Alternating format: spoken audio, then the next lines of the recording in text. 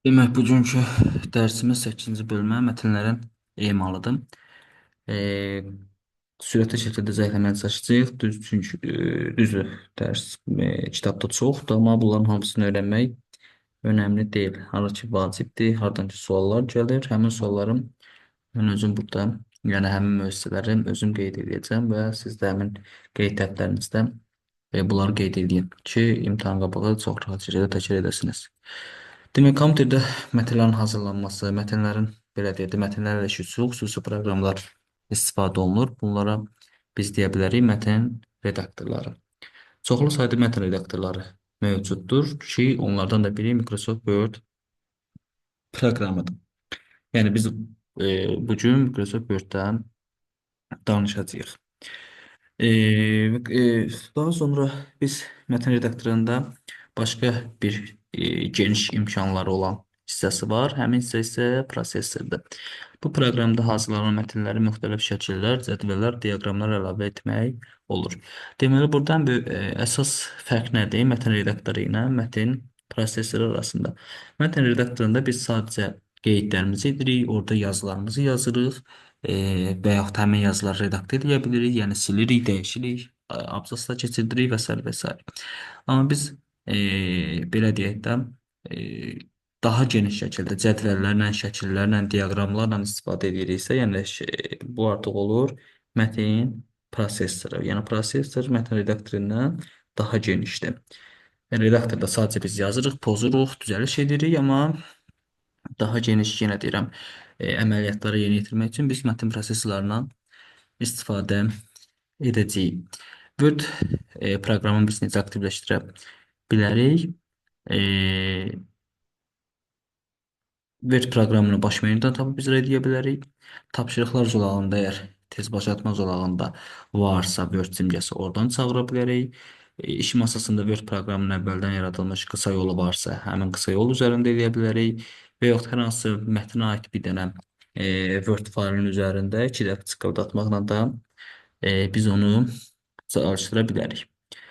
Bu Word pəncərəsidir. Word pəncərəsində deməli hansı tablar var? Deməli birinci ümumiyyətlə pəncərə ilə tanış olaq. Birincisi fayl menüsudur. İkincisi burada cəd başlatma solağıdır. Üçüncüsü burada tablardır. Yəni bizim istifadə edəcəyimiz hissələr. Dördüncüsü burada həmin tabların bölmələridir.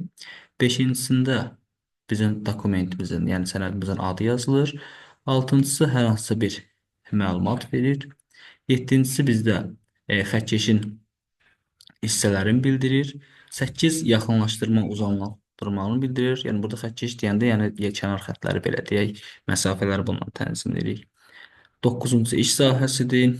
10-cu oxuma rejimidir. 11-ci bizə sahələrin belə deyək də səhifələr haqqında məlumat verir. Bizim sənədimiz neçə səhifədir və hansı səhifədəyik, belə deyək. Və yaxud bir də burada ümumiyyətlə sözlər haqqında və yaxud dil haqqında da məlumat verə bilər. Bu ümumi bir hissədir. Biz deməli bu gün danışacağıq. Ümumiyyətlə hamısını danışacağıq və fayl bölməsi, home bölməsi və insert tablar haqqında danışacağıq. Ümumi belə deyək, proqram haqqında məlumat verdik. İndi keçirik mətn fayllarının 8.1-ci yaradılması, redaktorlənməsi və formatlanması anlayışı. Mətn faylını yaratmaq üçün yenə deyir biz Word faylını açacağıq, orada yazılarımızı yazacağıq. Mətndə kursor işarəsi ilə siçanın göstəricisi fərqlidir. Yəni yanıb sönən düz xətt formasında göstərilir kursor. Word proqramının daxilində. Biz hansı düymələr var birinci olaraq haqqında danışaq. Burada var backspace. Backspace özündən sol tərəfi silir, back yəni yerini silir. Delete isə özündən sağ tərəfi silir. Sonra ox işarəsi var. Deməli, sola ox bir simvol sağa deməkdir, sağ tərəfə daha doğrusu. Sol tərəfə ox bir simvol sola bildirir. Yuxarı ox bir sətir yuxarı, aşağı ox isə bir sətir aşağını bildirir. Bu klaviaturada olan 4 dənə o işarə düymələri ilə belə deyək, hərəkət elətdirilir. Bir də başqa bir 4 dənə düymə var. Home and page up, page down. Home nə edir? Kursoru yerləşdiyi sətrin əvvəlinə keçirdir. End kursorun yerləşdiyi sətrin sonuna yerləşdirir. Page up bir ekran səhifəsi yuxarı qaldırır. Page down isə bir ekran səhifəsi aşağı eləyir. Hazırda mən də həmin düyməni basacağam və bir səhifə aşağı düşəcək. Page up eləyəcəm isə bir səhifə yuxarı qalxacaq. Abzas dedikdə enter vasitəsilə növbəti sətrə keçir. Eee, baxaq görək. Mətnin müxtəlif hissələrinə tərtibat verilməsi bu artıq formatlama adlanır. Hə, formatlama ilə redaktörün fərqi nədir? Redaktorda biz sadəcə belə deyək də mətnin üzərində dəyişiklik edirik. Ya hərf silirik, ya hərf yazırıq və yaxud hərfi dəyişirik. Bu redaktördə. Amma formatlama isə görünüşün dəyişir. Yəni qalın hərflə yazır, kiçik hərflə yazır, böyük hərflə yazır, ya fərqli hərflə yazır, rəngli hərflə yazır, altından xətt çəkir, nə bilim, əyri yazır. Yəni bu görünüşü dəyişirsə bu formatlamadır, məzmunu dəyişirsə redaktördir. Deməli biz indi baxaq görək, danışacağıq indi Home tabından. Home tabında nələr var? Home tabında deməli 4 dənə əsas hissəyə bölünür. Clipboard, bu mübadilə buferdə deyirlər, font bölməsi, abzas bölməsi, paraqraf və stil bölməsi. Baxaq görək burada nələr var. Clipboard mübadilə buferində biz nə edə bilərik? Kəsə bilərik və yapışdıra bilərik. Kopyalaya bilərik, bir də paste yapışdıra bilərik. Kəsmək üçün əlavə olaraq Ctrl X düyməsindən də istifadə edə bilərik. Kopyalamaq üçün Ctrl C düyməsindən istifadə edirik. Yapışdırmaq üçün isə Ctrl P düyməsindən istifadə edirik. Burada keçən dəfə demişdim drag drop texnologiyası.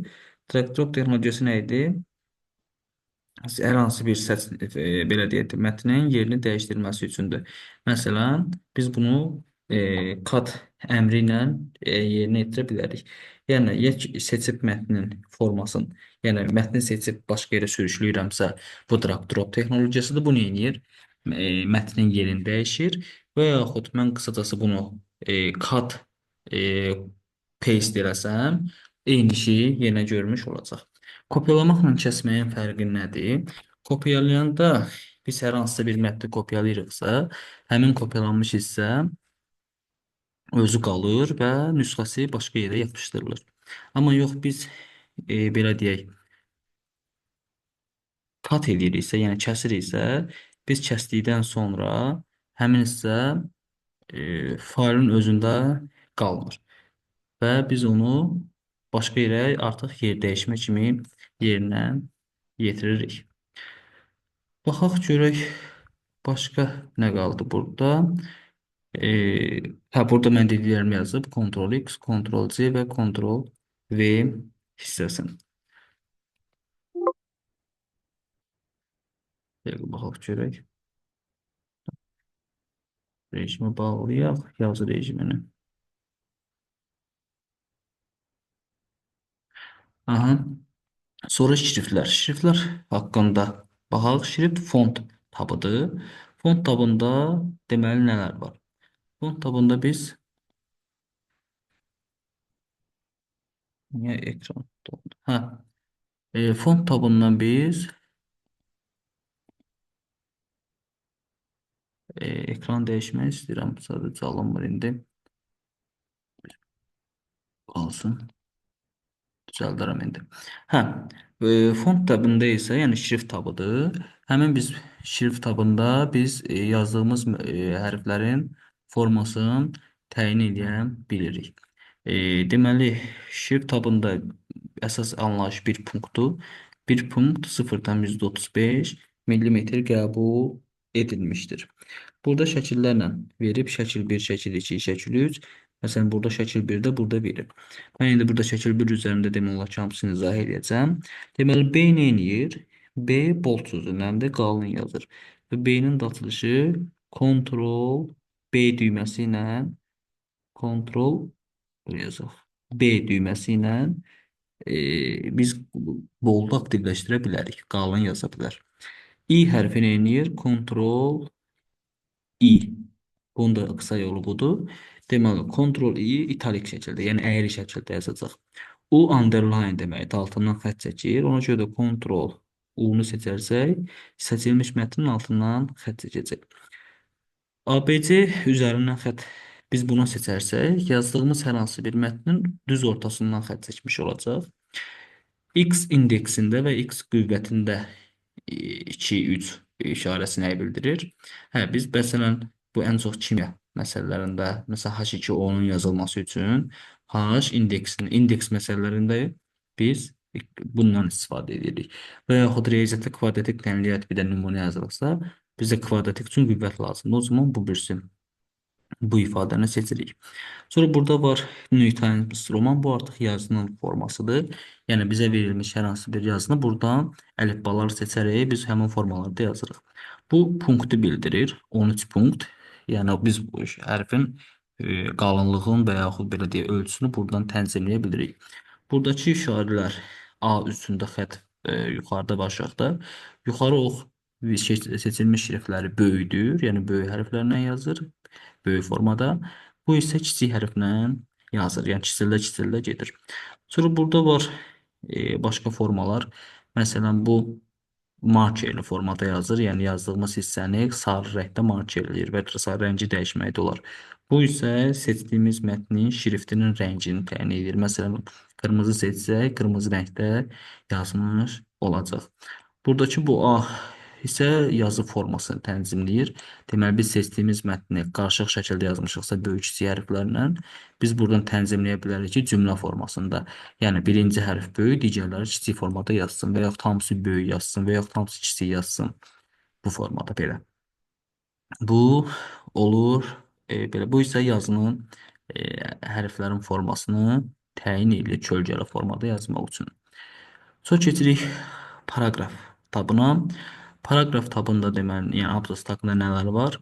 Biz əgər yazdığımız mətni markerli, yəni tutaq ki, siyahı yaradırıqsa, qıraqlarına nömrə yox, markerlər düzürüksə, biz onu bu bölmədən istifadə etməliyik. Yox, əgər mən nömrələmək istəyirəmsə, 1, 2, 3, 4, o zaman bundan istifadə etməliyəm ikincidə. Yox, əgər mən məsələn alt başlıqlar kimi yazmaq istəyirəmsə 1.1.2, mən onu o zaman bu bölmədən istifadə edərək düzəltməliyəm. Buradakı işarələr nə edir? Buradakı işarələr isə sol tərəfdəki mətni belə deyək, sağa doğru itələyir, yəni sağ tərəfdə, sol tərəfdə sahəni genişləndirir, boş sahəni. İkinci isə mətni sol tərəfə sıxır. Yəni sol tərəfdəki boşluqların sayını azaldır. Bu da nə üçün istifadə olunur adətən? Əgər biz bir mətni çap eləmiş olsaq, orada jurnal formasında, yəni belə deyək də, jurnalın o qat tikilən yerinə düşməməsi üçün biz buradan onları tənzimləyə bilirik. Sonra buradakı bu hissə nəyi bildirir? Bu isə sətirlər arasında məsafəni artırıb azaltmaq üçün istifadə olunur. Bu. Sonra gəlir bu isə görünüş rejimləridir. Görünüş deyəndə, yəni mətnin yazılma rejimləri. Burada biz necə yaza bilərik? Məsələn, bir seçilmiş mətni sol tərəfə düzləndir, ancaq sol tərəfi düz olur. Burada sağ tərəf düz olur, ancaq sağ tərəflər düz olur, amma sol tərəflər qarışıq olur. Bu tam hər tərəfi belə deyək də düz formada yazır, yəni çıxıntılar olmur. Bu isə mərkəzə çıxıntılı şəkildə yazır. Əgər bir sol tərəfə düz yazmaq istəyiriksə, Ctrl L-nı seçirik, left sözündəndir. Biz sağ tərəfi düzəltmək istəyiriksə, Ctrl R-nı götürürük, right sözündəndir. Biz tam düzlənmək istəyiriksə, Ctrl J-ni seçirik, justify. Bir də biz əgər mərkəzi düzəldirmək istəyiriksə, Ctrl C-ni seçməliyik. Center, daha doğrusu Y-ni seçməliyik. Center sözündən də ikinci hərfini götürüblər. Bu da oldu paraqraf tabı. Sonra burada stillər var. Da buranı artıq silirəm. Qeydlərinizi götürmüsünüzsə. Stillər. Stillər nə edir? Yazının formasını təyin edir. Yəni biz əgər biz hansısa formalarda yazırıqsa, məsələn burada hərflər formasında biz yazılarımızı qeyd edə bilərik. Ümumi olaraq belə deyək də bu hissələri danışdıq. Yəni burada da hər bir haqqında məlumat verib istəsəz kitabda bu formada oxuya bilərsiniz. Sadəcə mən artıq bunları Qısa olaraq bir şəklin üzərində hamısını şifahi olaraq dedim. Bir buradan seçmə ehtiyac yoxdur. Burada verib nümunələri sola düzlənmə deyəndə sol tərəf düz olur, sağa düzlənmə olanda ancaq sağ tərəf düz olur. Tam düzlənmə olanda hər iki tərəf düz olur və mərkəzi düzlənmə olanda isə kənarlarda boşluqlar qalır. Uyğun olaraq da burada bu hissələri veriblər. Sonra bir də editing bölməsi var. Editing bölməsində isə biz find və replace düymələrindən istifadə olunur. Find nə edir? Mətndə lazım olan hərfi, sözü, söz birləşməsini axtarıb tapa bilir. Onun üçün find-dən istifadə edirik. Find açırıq. Ora lazım olan, məsələn, burada verib. Find açırıq. Nəyi axtarıramsa onu buraya yazıram. Və buradan da replace all edirik. Bütün sözləri tapıram. Hə, find-də belə deyək də replace with. Tutaq ki, mən hər hansısa sözü məsələn deyirəm, Bakı sözün Baku yazmaq istəyirəmsə, o zaman bura Bakı yazıram. Nə edir? Harda Bakı sözünü tapırsa, nə ilə əvəz edeyim? Tutaq ki, Baku deyirəm. Baku da yazandan sonra gəlir replace all eləyən kimi bütün Bakı sözlərini Baku sözünə çevirir. Replace all düyməsi ilə. Başqa burada bir şey elə də önəmli bir şey qalmadı. Hamısını demək olar ki, dedik. Save ilə save as-ın fərqi nədir? Save, əgər biz düyməni save etdikdə isə, e, hər hansısa bir mətndə düzəliş eləmişiksə, həmin düzəlişləri mətnin özündə saxlayır. Yəni artıq köhnə fayl gedir, ən son fayl kimi yadda saxlayır. Amma mən save as kimi edirəmsə, save as eləyəndə isə, deməli biz mətni köhnə versiya olduğu kimi qalır, yeni versiya ayrıca fayl kimi yadda saxlanılır. Yəni bu pəncərə biz save as-lə faylın adını da dəyişə bilərik, tipini də dəyişə bilərik, yerini də dəyişə bilərik. Amma save-də isə hər bir şey öz olduğu kimi qalır. Sadəcə məlumatın içi dəyişir. Hə, fərqi nədir? Save as-lə biz köhnə məlumatı əldə edə bilərik köhnə fayldan. Amma save-lə biz köhnə məlumatı artıq əldə edə bilmirik. Sonra gəlir burada save as-ın işləmə prinsipini verib. Daha sonra burada başqa nə qalıb? Önəmli isə bunlar önəmli deyil. Vəssalam. Baxaq indi sual tiplərinə görə hansı suallar var burada. Mətn redaktorunda kursordan soldakı simvolu solu silirsə, nə edəcək? Backspace olacaq. Şriftin ölçüsü hansı vahiddən ölçülür? Düyümlə ölçülür. Yox, düyümlə yox, PT ilə sözün öz yadımdan çıxdı. 1,35 olan punktdan ölçülür. Sənədi bir neçə nüsxədə çap etmək üçün hansı əmri yerinə yetirmək mümkündür? Sənədi bir neçə nüsxədə çap etmək üçün əmri yerinə yetirərkən mümkündür. Hə, sənədi bir neçə nüsxədə çap etmək üçün onu ancaq biz page setup'dan yerinə yetirə bilərik. Page setup'ın içərisində biz səhifənin parametrlərini, yox bir dəqiqə burada çapdan söhbət gedir. Biz bunu ancaq çap hissəsinə gələ bilərik. Çap hissəsinə gələndən sonra biz onu oradan tənzim edə.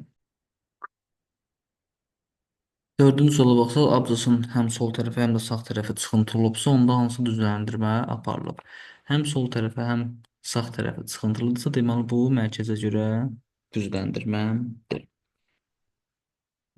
Sonra baxaq 5-ci sual. Mətni başqalarla yadda saxlamaq üçün biz dedik ki, save as düyməsidir. Uyğunluğu müəyyən edilir. Soldan düzlənmədə isə solu düz olmalıdır. Ona görə A gedir. Sağdan düzlənmədə isə sağ tərəf düz olmalıdır. C. Mərkəzə düzlənmə deyəndə isə Y variantı uyğun gəlir. Sonra keçirik növbəti bölümə. Elə axırıncı bölmədir. 2 bölmədən ibarətdir. Mətn redaktorunun cədvəllər sənədə müxtəlif obyektlərin, şəkillərin, düsturların və s. əlavə edilməsi. İndi baxaq buna. Deməli, biz nəsə əlavə eləmək üçün hökmən insert tabından istifadə etməliyik. Insert tabında bax, nələr var? Düzdür, burada şəkil yapışıb düşməyib. Burada Pages bölməsi var, table bölməsi var. Ondan sonra illustration bölməsi var, text bölməsi var, header footer bölməsi var. Bir də simvollar bölməsi var. Deməli burada demək olar ki, e, ən çox yardım sol tərəfə düşür. Page-də biz nələri görə bilərik? Cover page. Cover buraya yazılır. Cover page belə deyək, nəyi bildirir bizə? Səhifənin üz qabığını bildirir. Yəni ilk səhifəni birdən tənzimləyə bilərik. İkinci gəlir blank page, boş səhifə. Boş səhifəni də biz buradan, yəni əgər biz yazdığımız mətnə boş səhifə əlavə eləmək lazımdırsa, elə biz blank page-i əlavə edə bilərik. Üçüncüsü, səhv eləmirəmsə page, o səhifə haqqında bir məlumatları buradan tənzim edə biləriksə, dur nə yazılıb onu tam da görmək olmur. Bir onu hardasa veribmi? Aynen tapıb deyərik. Sonra gəlir nə? Tables bölməsi. Tables bölməsi nədir? Biz buradan əgər mətnə cədvəl əlavə eləmək istəyiriksə, biz onu tables bölməsindən istifadə eləyərək edə bilərik. Sonra gəlir picture bölməsi. Picture bölməsində biz ora şəkil əlavə eləyə bilərik. Təkcə şəkil yox, hər hansı bir belə deyək fiqurlar əlavə eləyə bilərik, diaqramlar əlavə eləyə bilərik, screenshot əlavə eləyə bilərik, hazır fiqurlar əlavə eləyə bilərik buradan. Daha sonra header footer var. Header footer başlıq və ayaqlıqdır, belə deyək. Biz səhifənin başlığını, səhifənin ayaqda olan nömrələməni və yaxud səhifənin aşağısında olan qeydlərimizi buradan əlavə eləyə bilərik. Text bölməsi. Text bölməsində nə var? Text box var. Bu text box mətn qutusudur. Tutaq ki, siz bir dənə cədvəl əlavə eləmisiniz. Həmin cədvəlin nəyə aid olduğunu göstərmək istəyirsinizsə, text box düyməsini basaraq orada kiçik bir qutu açılır. O qutunun içərisində siz qeydlərinizi yaza bilərsiniz.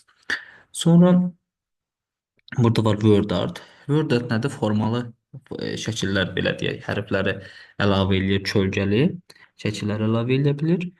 Sonra gəlir burada başqa görək nə var. Digərləri tam da yaxşı görünmür. Ore texnologiyası olmalıdır səhv eləmirəmsə burada. Ore texnologiyası da keçən dərs demişdik. Ore texnologiyası nə idi? Hər hansısa bir proqramın içərisində başqa bir proqramın açılması. Tutaq ki, biz Word-də Excel cədvəli əlavə eləmək istəyiriksə, biz onu gəlib buradan əlavə edə bilərik. Sonra gəlir symbols. Symbolsda isə biz iki dənə işimiz var burada. Biri equation, biri simbol bölməsi. Equation deyəndə biz ora hər hansısa bir tənlikləri yaza bilərik. Məsələn, riyaziyyat aiddirsə, kimyaya aiddirsə, nə bilim, həndəsəət fiqurların çəkilməsi və ya düsturların yazılması equationdır. Tənliklərlə yazılır. Bir də simvollar. Simvollar isə hər hansı xüsusi hərflərin, Yunan hərflərinin, ərəb hərflərinin, rus hərflərinin və yaxud başqa riyazi işarələrin əlavə olunması üçün istifadə olunur. Bu bölmədən də önəmli hissələri dedik. İndi baxaq görə burada nələr var başqa.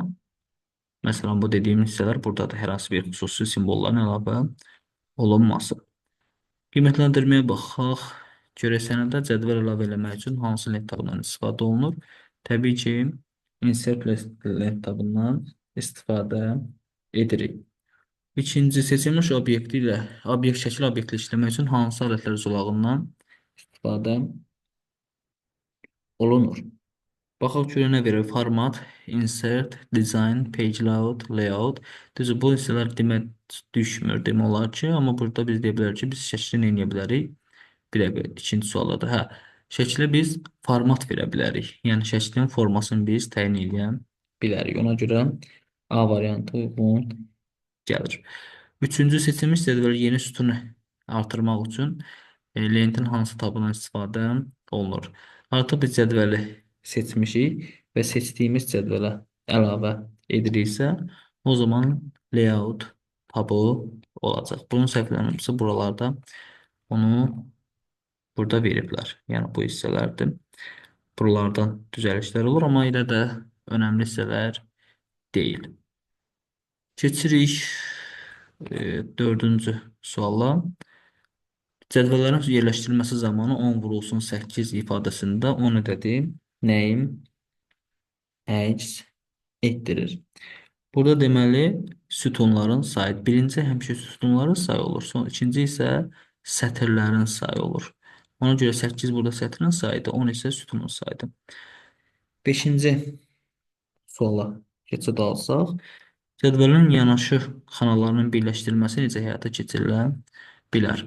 Bu xanaları seçib layout trend sorağına merge cells əmri ilə bəli bu doğrudur. Çünki merge nə edir? Birləşdirir. Cells nəyi? Xanaları. B variantı da görə səhv nədir? Layout lent zolağının split ayırmaq deməkdir. Ona görə olmaz. Layout lens burada da doğrudur, amma sadəcə xanaları seçmək lazım idi. Burada C-də seçməyib. Burada yenə split eləyib. Burada isə sadəcə cədvəl düyməsi ilə xeyr. Cədvəl əlavə cədvəl yaradacaq. Altıncısı mətn qutusu Y-dir. Həndəsi fiqurların çəkilməsi C-dir.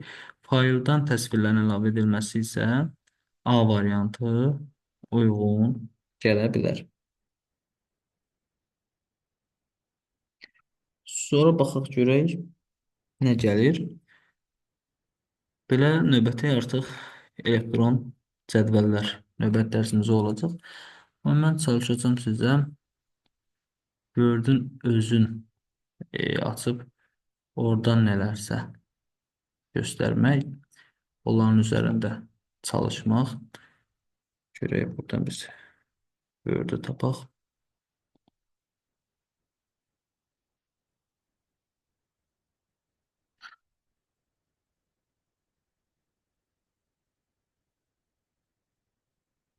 Hı -hı.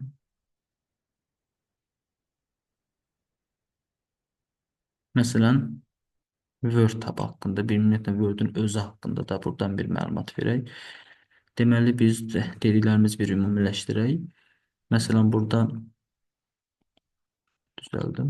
Hə, deməli, fayl tabı hansıdır? Ən solda ən birinci tabımızdır. Ümumiyyətlə, bu pəncərə bütövlükdə pəncərədir. Bütün, belə deyək, iş sahəsi buradır. Bura fayl tabıdır. Bura ümumilikdə tabların adlarıdır. Burada bölmələrdir. Daha sonra yuxarıda bizim faylın adıdır, adı göstərilib. Daha sonra bura cəd başlatma zolağıdır. Daha sonra sol aşağı üçüncüdə sənəd haqqında məlumatları bildirir. Sağlarda və sol tərəfdə isə xəttkeşləri bildirir. Bu isə idarə etmə çubuğudur. Burada isə bağlama, saytı bağlama, proqram bağlama hissəsidir. Belə. İndi baxaq dediklərimiz haqqında, fayl bölməsi haqqında danışmamışdım orada. İndi burada danışaq. Fayl bölməsi burada nə ola bilər? Nələr var? Home düyməsi var, yəni başlanğıc səhifə. New, biz New-dan yeni səhifə yarada bilərik. Open vasitəsilə hazır sənədlər aça bilərik. Info vasitəsilə hər hansı bir sənədimiz varsa, onun haqqında məlumat əldə edə bilərik. Həmin sənəd nə vaxt açılıb və yaxud kim tərəfindən açılıb, həcmi nə qədərdir və s. və s. Save as bu yazaq elədim. Print məsələsi bu. Çap məsələsidir. Yəni əgər hər hansı bir sənədin çap olunması ilə bağlıdırsa, share məsələsi hər hansı işlədiyimiz sənədin belə deyək, kimi iləsə paylaşılmasıdır. Export kiməsə göndərilməsi, close isə səhifənin bağlanmasıdır. Keçirik indi tabları da. Home tabında dediklərimizin burada hamısı var. Məsələn, biz bir dənə cümlə yazaq və dediklərimizin onun üzərində göstərək. Məsələn, mən yazmaq istəyirəm ki, mən böyük hərflərlə yazaq. Mən informatikanı çox sevirəm. Bu formada. Belə bir cümlə yazmışıq. Məsələn, mən buradan B-ni seçərsəm qalınlaşdıracaq. Mən buradan gəlib böyük hərfi basarsam ölçü böyüyəcək. İtalikə bassam əyri yazacaq. U altından xətt çəkəcək. Bunu seçərsəm ortasından da xətt çəkəcək. Gördüyünüz kimi. İndi mən bunu bağlayıram bunların hər birini. Hə, bu arada underline biz dalğalı xəttdə və ya başqa formalı xəttlərdə çəkə bilərik. Daha sonra biz buradan marker kimi rəngləyə bilərik. Eyni zamanda hərfləri biz tutaq ki, seçərək qırmızı formada, məsələn, mən hərfləri qırmızı hərfə çevirə bilərəm. Daha sonra buradan hərfin formasını biz dəyişə bilərik. Hərfin formasını məsələn buradan bu formaya çevirə bilərik. Və yaxud buradan punktlarını artırıb azalda bilərik. Bu formada yazılışı tutaq ki, mən sentez case çevirirəm. Yəni cümlə formasına və yaxud mən bunu istəyirəm bütün hərfləri kiçik yazsın. Düz indi seçdiyim formaya görə də o olmur. Məsələn görə biz buradan New Times Romana qoyaq. Orada düzəlməlidir.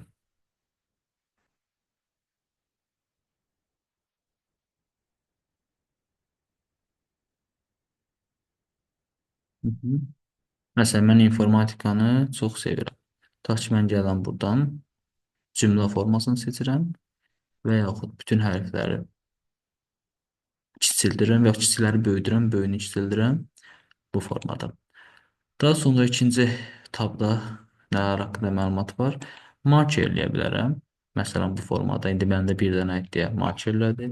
Növbəti hər biri belə deyək, biz bu formada yazılarla mark eləyə bilərik. Və yaxud mən istəyirəm ki, bunu nömrələyim. O zaman ikinci bölməyə keçməliyəm. Bu nömrələdir. Mən istəyirəm bunu alt başlıqlar kimi göstərim.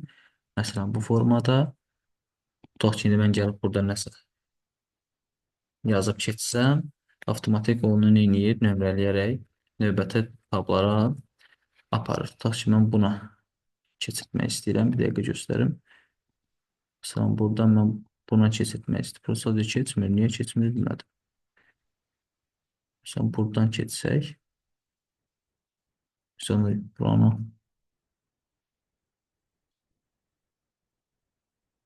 məsələn bu formaya gətirmək istəyir. Sadəcə indi burada yəqin ki, alt başlıqlar məsələsi var. Biz bunu yazanda özümüz yazmalıydıq.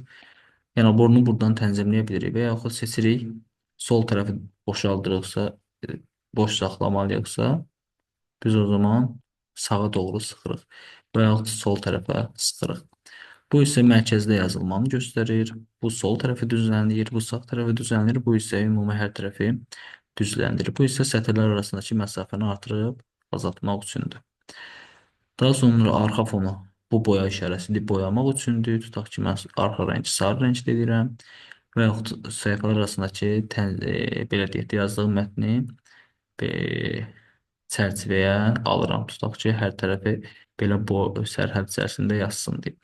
Bu stillərdir. Yazdığım hər hansı məlumatı buradakı stillər formasında göstərir. Burada Find Replace deyə izah elədim. Bu birinci bölmə idi. Insert hissəsində isə cover page, blank page, burada page break idi. Page breaking oldu isə səhifəni kəsir. Yəni əvvəlki səhifə ilə bu səhifənin arasını bağlayır, keçir növbəti səhifəyə. Sonra table, cədvəlin əlavə olunması. Biz cədvəli necə əlavə edə bilərik? Lakin indi mənə bunların heç biri lazım deyil. Bunları silək. Sıfırdan bir şeylər etməyə çalışaq. Tutaq ki, mən o zaman bunu da bağlayıram. Buradan no color seçirəm və buradan da içində heç birini seçməməliyik. Böyle bu formada bağlandı. No border. Hə. Tutaq ki, mən yazıram indi. Mən informatikadan çox çalışıram.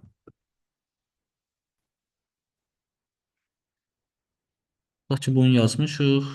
Hə, bir də Ctrl copy və Ctrl Z səsini izah edeyim. Ctrl X. Tutaq ki, mən bunu Ctrl copy eləyirəm və gəlirəm 4 dəfə Ctrl V eləyirəm. Bu zaman görə 3 dəfə eləyirdim daha doğrusu. Mənim Ctrl V etdiklərim bunlar idi. Və diqqət edirsinizsə, əvvəlki verilən tapşırıq öz yerində qaldı. Amma mən tutaq ki, geri qayıtsam, yer gəlmişin geri qayıtmaq üçün Ctrl Z düyməsindən istifadə edirik. Tutaq ki, mən bunu Ctrl X edirəm. Yəni kəsirəm, kat edirəm. Gəlirəm aşağıda mən bunu yapışdırıram. Və nə qədər istəsəm, o qədər də yapışdıra bilərəm. Fərqi nə olacaq?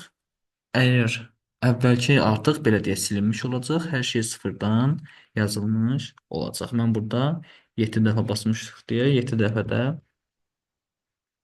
yazı məlumatı ekrana gəldi.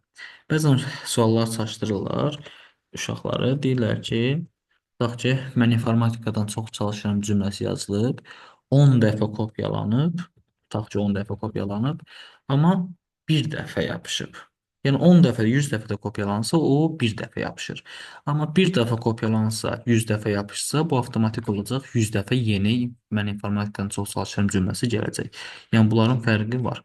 Və yaxud deyir ki, bir dəfə kopyalanıb artıq olub 2, yeni ümumi mətn seçilib, Ctrl X olunub və 2 dəfə də Ctrl V olub. Artıq 2 dəfə yapışdırmış olacaq eyni ifadəni kopyalanan məlumatı. Və yaxud deyir ki, tutaq ki, indi bir dənə saxlayaq. Deyir ki, verilən cümlə 10 dəfə kopyalanır, bir dəfə Ctrl X olunur. Yəni kəsilir. Qoy bunu bu formada eləyək, kəsdik. Və 4 dəfə yapışır. Neçə dənə söz ola bilər? Neçə dənə cümlə ola bilər? Yenə 4 dəfə. Yəni əvvəlki kopyalananlar silinir. Ən sonuncu əməliyyat nə olubsa, yaddaşda o da qalır. Məsələn, deyir ya seçilən mətn bir dəfə kəsilir, 10 dəfə tutaq ki, lap kopyalanır. Onu Ctrl-C ilə yerinə yetiririk, kopyalayırıq. Sonra da yapışdırılır.